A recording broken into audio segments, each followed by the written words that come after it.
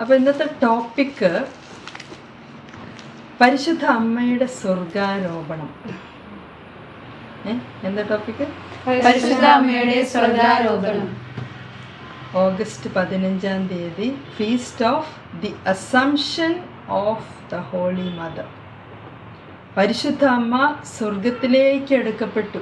Body and soul, ആത്മശരീരങ്ങളോടെ സ്വർഗത്തിലേക്ക് എടുക്കപ്പെട്ടു. ആരോപണം, സ്വർഗാരോപണം. തന്നെ പൊന്തിപ്പോവല്ല, ദൈവം കൊണ്ടുപോയി. എന്തുകൊണ്ടായിരിക്കും പരിശുദ്ധ അമ്മയുടെ ബോഡി ആൻഡ് സോൾ എടുക്കപ്പെട്ടു? സാധാരണ മനുഷ്യർ മരിക്കുമ്പോൾ എങ്ങനെയാ?